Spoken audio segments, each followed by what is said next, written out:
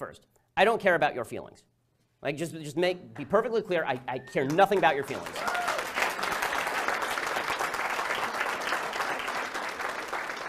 I don't want to hear about your feelings. I don't want to hear about your subjective emotions. I don't want to hear about your heart cries out to the, I don't care. You're not my wife. You're not my kid. I don't give a damn.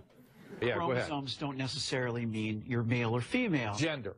With gender identity. Go ahead. No, so especially, but even so, you have a thing like Klinefelter's syndrome. So you don't know what you're talking about. You're not educated on genetics. Would you like to discuss the genetics? Or well, no, what no. Are your genetics? So I'd stay away from the genetics and back to the brain scans. You cut that out now, or you'll go home in an ambulance. Yeah, that seems mildly inappropriate for a political discussion. Well, the problem is twofold here. One is what's actually being taught in certain ethnic studies classes, which tends to be on a myopic focus on the idea that America is a racist place against certain ethnicities and minorities. The second point here is just the giant waste of taxpayer dollars that this constitutes. Look, I took Jewish studies courses when I was at UCLA. There are only two reasons that you take a Jewish studies course. The first is to meet girls, and the second is to get an easy A. And that's why most students are taking ethnic studies courses unless they're buying into this radical ideology that really is the basis of all ethnic studies courses throughout America. Absolute nonsense, Peter. You didn't write that my position on Israel was made clear in the 2013 column, and to call me equivalent with people who are murdering Jews is insanity. It's beyond insulting. And if there's anybody who's emboldening Hamas to kill more children, it is you, because it is your policies which have emboldened Hamas. They know that people like you are going to get on American television and talk about how the Palestinians are meek victims, and whenever they fire rockets, it can be justified by Israeli policy. Hamas celebrates every moment you're on television. Relationship between employer and employee, and I think this is really the root of the morality of minimum wage when it comes down to it. And in two sentences here is that I would never force an employee to work for an employer at a given wage. That violates the 13th Amendment and constitutes slavery or indentured servitude.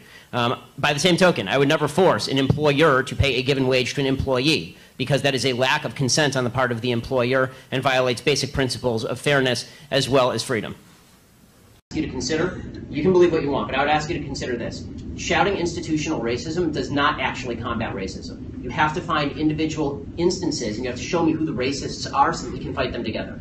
I hate racism. I think it's evil. But if you're just going to say institutional racism every time something bad happens, there's no way to fight it. I need a policy that you're proposing, or I need a person who's actually racist so that we can fight it together, or we can determine whether the policy is good. What I find really problematic is the virtue signaling that I see by so many people on the other side, which is, I don't have to give you the racist, I don't have to tell you who he is or what measures I'm proposing. I just say institutional racism, everybody cheers for me because that's an approved point of view, and now we move on with our lives. You haven't helped anybody, you've just made yourself feel better. If you want to, have her respond, please. Well, I think that institutional racism in and of itself, first of all, I would say that the majority of the people that do bring up institutional racism do also have solutions as to how to combat it. But I think that invariably involve encroaching on other people's liberty. But yes. Well, I would just say that there is kind of, again, I feel like you're painting a wide and diverse group of people with the same brush and saying that if you can't point to a policy or if you can't point to a person, then you're just wasting everyone's time. And I think that a lot of people are trying to point to policies, and while I think that the idea of pointing to a racist person is fundamentally in contrast with the idea of institutional racism, because institutional racism grapples with implicit bias in the society as a whole, or not like a ghost in the machine, but in individuals. Unless you're connecting that to a policy, it's a cop-out. Because now we're ghost hunting again. If you just said to me, we have a problem in American society, income inequality, right, is a problem in American society. If you just gave me any problem, and I said, well, that's the Bilderbergs' fault, right? That's the fault of the Bilderbergs, right? It's a conspiracy. It's the fault of the Bilderbergs, right? There are all these conspiracy theories about the Bilderberg group. Now, let's say that it's the Bilderbergs' fault, or it's the Protocols of the Elders of Zion. It's whatever it is. There's some conspiracy out there. You would say to me, that's not useful because what are you even talking about? When you say institutional racism, it's too broad. You at least have to name me the institution. Which one is the racist one? Which institution is racist? Tell me which, so we can fight it, seriously, so we can fight it together. Just shouting slogans like institutional racism it's not effective. Shouting white privilege is not effective. I want to be on your side. I do. I want to fight racists. I think racist behavior is evil. I want to fight it with you. But I can't fight it if you're not showing me what it is. And we have to decide together if the policies you're proposing will alleviate racism or exacerbate racism. And it turns out, I think, that a lot of the policies proposed by the left, I think institutional racism is a way, is usually a lever for proposing a policy that is actually unpalatable to freedom, and then castigating people on the other side of that policy as being in league with the institutional racism. Is to show Israel's side and then Hamas's side and then claim that balance has been achieved.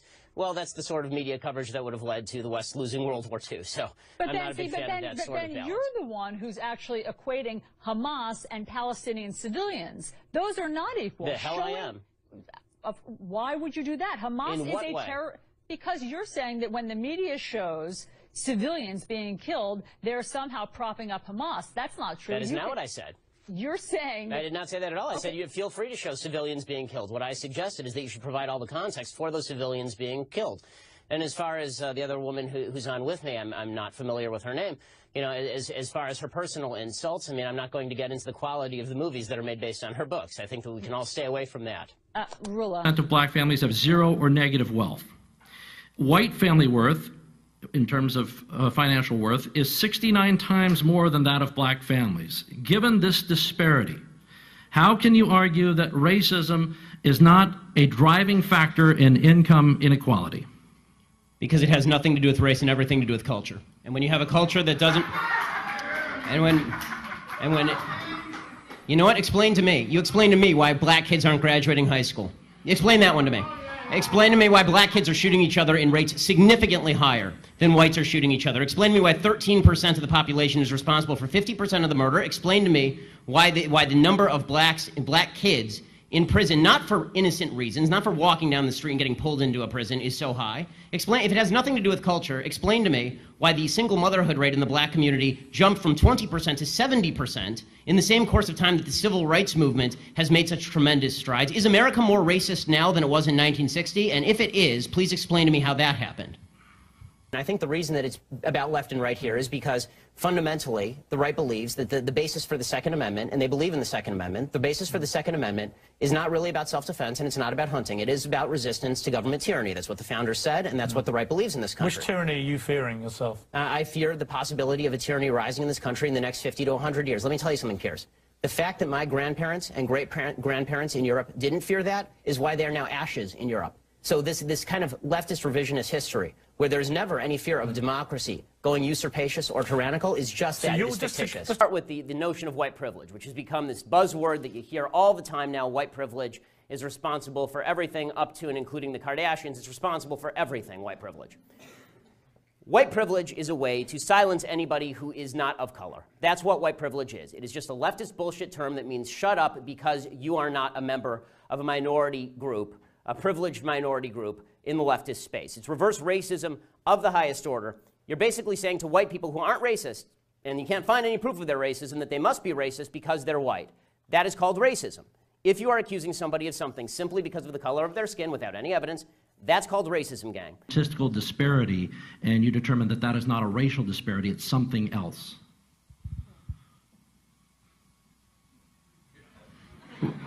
Well, we can return to it. That's okay too. Ben, do you want to? Yes. It's called evidence of racism. When there is no evidence of racism, it's probably not racism. When there is actual evidence of racism, it's probably racism. And the fact that everybody jumps from there's inequality and therefore there is inequity, just because there's inequality does not mean there was inequity. But there has to be racism. You can't say there's no racism. Without evidence? No. I'm just saying that I don't know which animal. Maybe we're talking about dogs or something. I'm talking about human beings, and I'm like, human beings are most likely going to have racial prejudices. I'm just so sorry. I'm just so sorry. I don't know. I don't come from. I come from planet Earth. Charles, I want to ask you a question. So your default is that when there is no evidence, racism is the deciding factor. That is no, I was not saying that. I'm just saying that, that you're going to have sexists, you're going to have racists, you're going to have all this stuff. I mean, I'm just saying that... I agree it exists, but the problem that I'm seeing, and this is the problem with the general conversation, is that there's no solution in simply saying there's racism out there. How does that solve anything?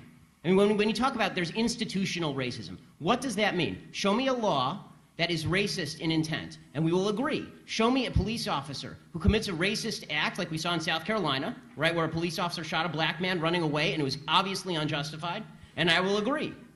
But you need, the idea that you can craft a narrative based on no racism because it just must be somewhere out there in the ether, that doesn't solve problems for anybody and creates more problems for people because now they grow up in a milieu and an environment where they are told that every obstacle they face is from some shadowy, nameless, faceless group who's out to get them simply because of the color of their skin. They'll never succeed in that environment. Here's the deal with white privilege. Because white privilege always assumes racism without evidence, always assumes racism without evidence, when there is no racism, they simply make up the evidence with regard to white privilege.